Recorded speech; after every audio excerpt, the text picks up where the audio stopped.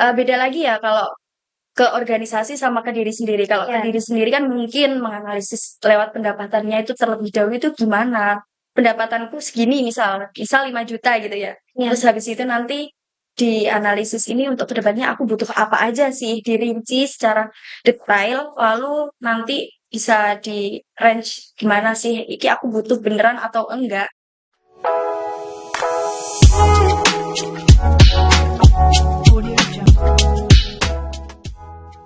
Assalamualaikum warahmatullahi wabarakatuh. Apa kabar teman-teman semua?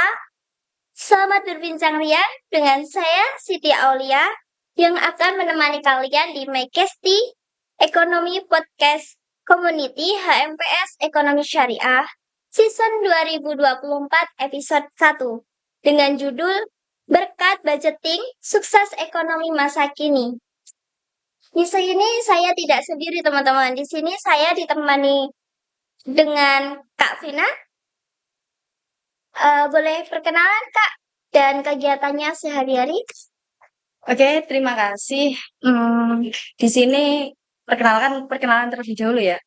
Perkenalkan, aku Vina Solihah Funuria, biasa dipanggil Vina, tentunya dari ekonomi syariah sendiri. Lalu untuk kegiatan sehari-hariku sih, ya kuliah terus sambil cari-cari kesibukan aja sih gitu. Kesibukannya di semester 6 itu apa ya Kak? Pastinya banyak tugas atau gimana, tugas nongkrong atau Kalau tugas sih kayak ya nggak seribet sebelum-sebelumnya sih. Tapi mungkin ada beberapa tantangan di semester akhir ya. Contohnya kayak persiapan KKN atau magang atau lebihnya kayak persiapan sempro dan lain-lain gitu. kalau boleh tahu kakaknya ikut HMPS tahun berapa ya? Angkatan berapa? Kebetulan aku HMPS angkatan 2021. Hmm, Di sini kan kita akan membahas tentang budgeting sukses ekonomi masa kini. Apa sih yang kakak ketahui tentang budgeting dan mengapa pentingnya budgeting dalam mengelola keuangan di para ekonom muda ini? Kalau menurut aku pribadi ya, kalau fungsi budgeting itu adalah mengelola keuangan sih tentunya ya, perencanaan. Gimana cara kita untuk mengelola keuangan di masa mendatang atau kita lebih ada pengelolaan keuangan gitulah ya. Terus kalau untuk pribadi sih cara untuk mengelola keuangan itu benar-benar mengatur keuangan itu sendiri sih. Lalu bisa memperkirakan kebutuhan sehari-hari. Mungkin kalau kayak nanti ke depan itu kita butuh apa sih? Soalnya kan kita bukan pengen tapi kita butuh. Jadi kalau pengen sesuatu ya udah beli aja. Bukan hanya karena self reward ya, tapi itu beda lagi konteksnya.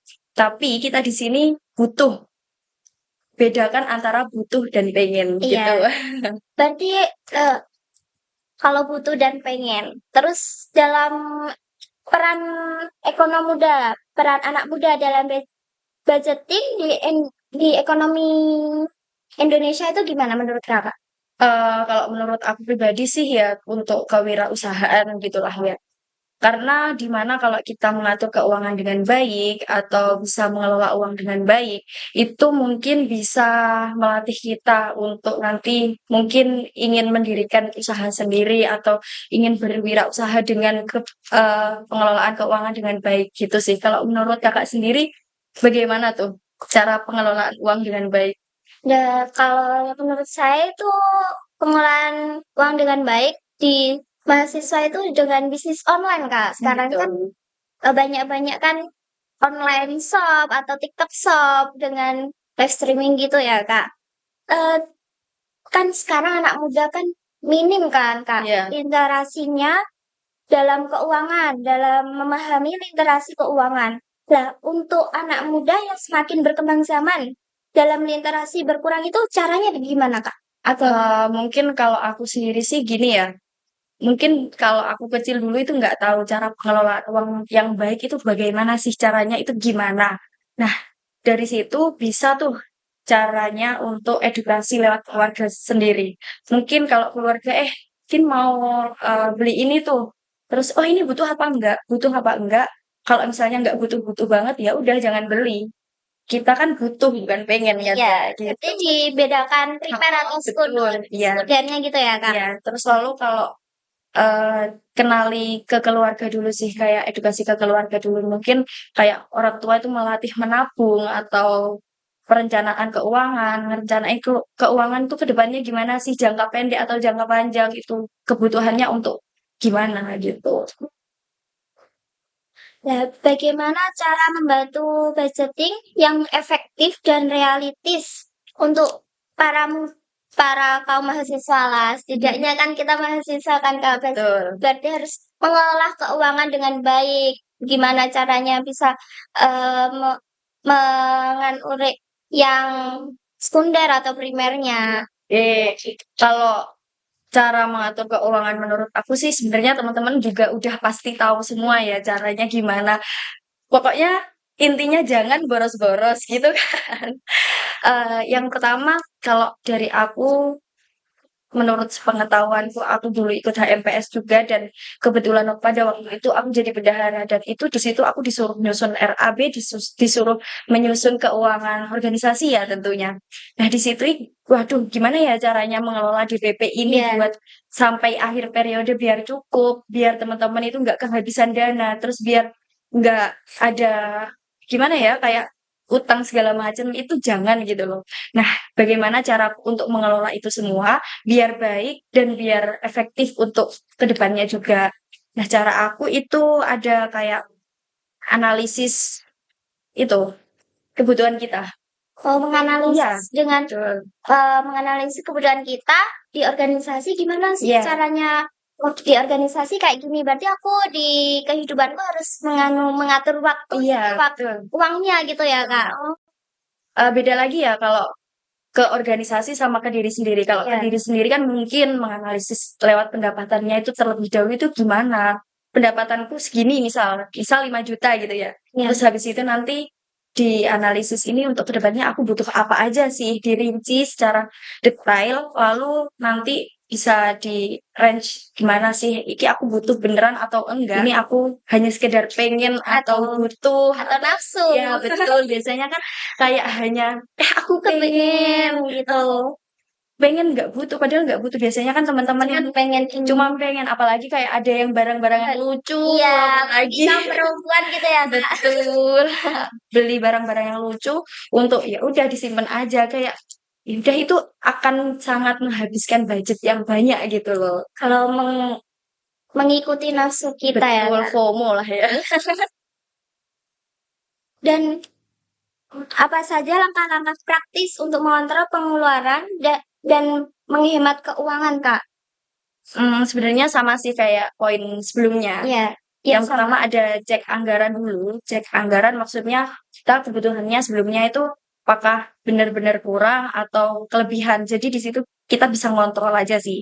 Lalu kita bikin RAB kecil-kecilan. Mungkin teman-teman banyak yang belum tahu ya RAB itu apa. RAB itu rencana anggaran belanja kalau itu. Nah, tentunya Berarti kita kita harus punya ya, Kak? ya betul harus punya. Nanti mungkin teman-teman yang nggak gabut lah ya, yang gabut juga bisa loh ya. Iya. Yang nggak gabut itu seharusnya harus ada RAB rincian untuk pengeluaran kita harusnya. Tapi mungkin ya biasanya ini wes iki ya beli ini Iya, beli iya, ini gitu. beli itu. Kalau mau di toko itu selalu kayaknya butuh itu, tapi di rumah masih ada gitu. Apalagi kalau nanti kita aku mau beli tas nih. Kalau di offline aku harganya misal 60.000. Iya. Itu masih berpikir, oh ini mahal ya, ini mahal. Tapi kalau di online itu, aduh udahlah beli aja Iya. gitu. Eh, angkanya itu menggiurkan ya, Iya, Kak, kalau di betul. online itu. Iya, ya itu tadi. Karena itu pengen. Pengen nafsu itu Betul. ya, teman-teman. Eh, setelah membahas langkah-langkah ya, Kak, mengontrol. Bagaimana cara mengolah kasihkan dana untuk kebutuhan sehari-hari, tabungan, investasi, dan hiburan. Kan sehari-hari kan kalau ngekos itu kan biasanya habisnya karena makanan. Kalau kalau tabungan itu kan selalu tergiur kalau di Brimo gitu, wah Betul. masih banyak ini. Iya. Aku mau beli itu, beli itu. Kalau investasi itu gimana, Kak? Dan hiburan? Kalau menurut aku sendiri sih investasi itu cuma kalau menurut aku ya, investasi itu cuma hanya untuk orang-orang yang nggak kurang uang gitu kan. Kalau tabungannya banyak ya udah investasi aja. Investasi nggak harus ke saham atau ke mana itu yang biasanya teman-teman pakai aplikasi itu ya. Mungkin kalau dari aku pribadi itu investasinya dengan cara untuk membeli perhiasan. Mungkin kalau sekarang harganya lagi rendah nih, ya Iya, udah beli aja. Nanti kan lain waktu kalau harganya tinggi dan kita butuh uang, uang uang bisa itu bisa dijual. dijual gitu. Kalau hiburan ya, hiburan menurut aku self reward untuk diriku sendiri. Mungkin aku capek tuh ya dalam kegiatan. Wah, aku ini organisasi, aku kuliah, aku ini, aku udah capek dan aku pengen refreshing kan Iya, harus itu ya. ya harus itu, Kak. Kalau enggak itu, Betul. wah, pusing gitu Iya kepala. betul.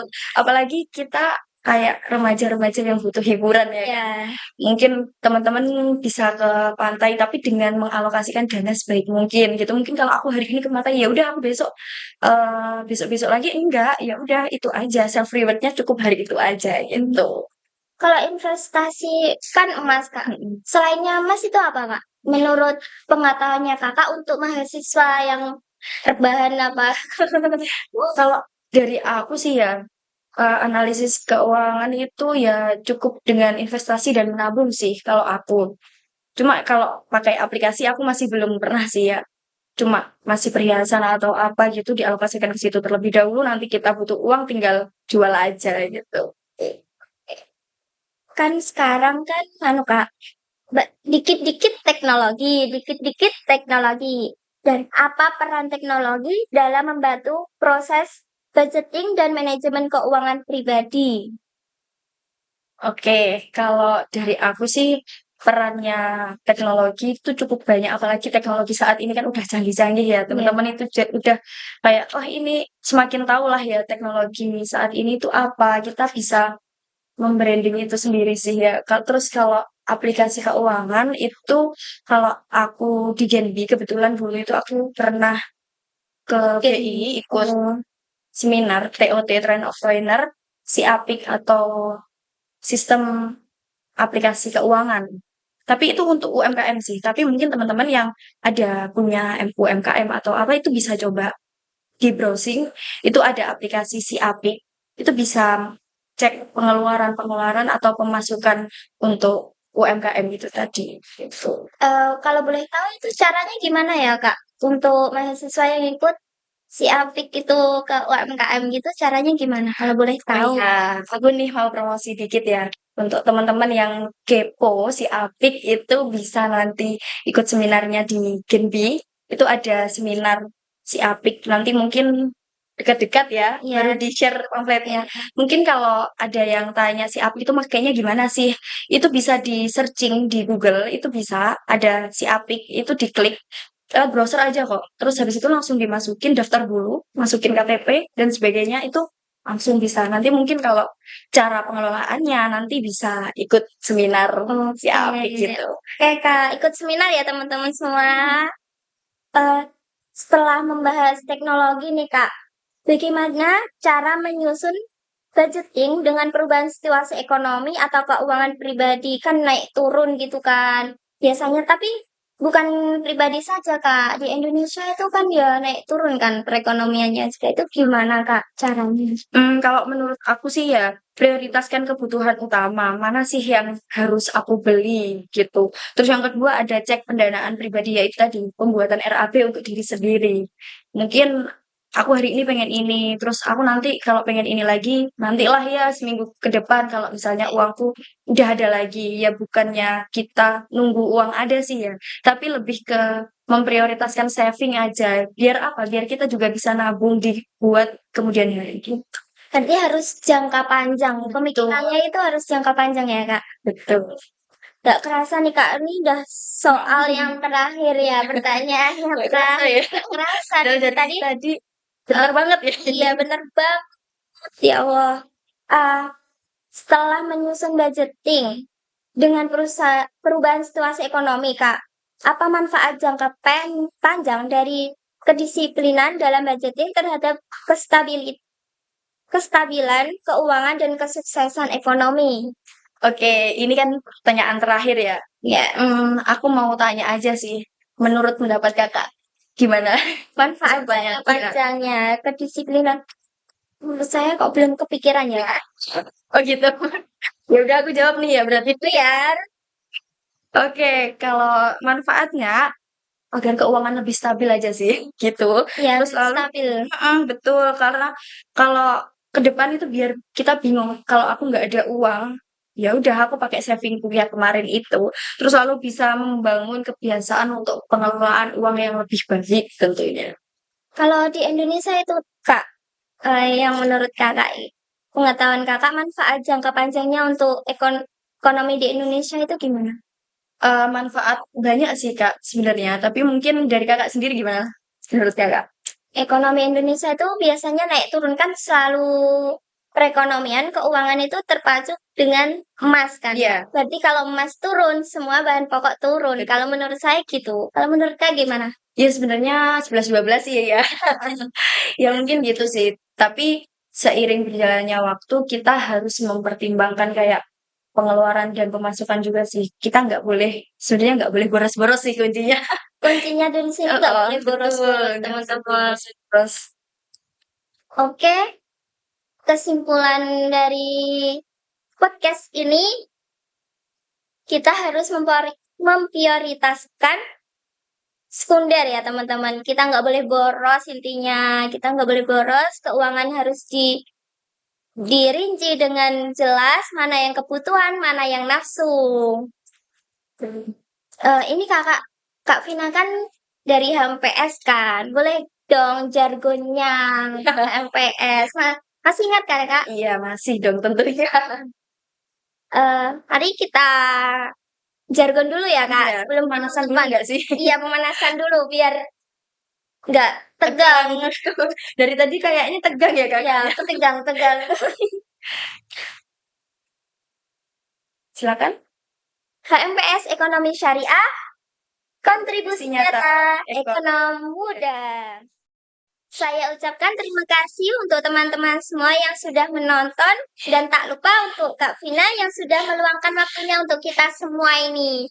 Saya harap MyCasty ini dapat bermanfaat dan meningkatkan pengetahuan kita semua. Sekian dan terima kasih. Wassalamualaikum warahmatullahi wabarakatuh.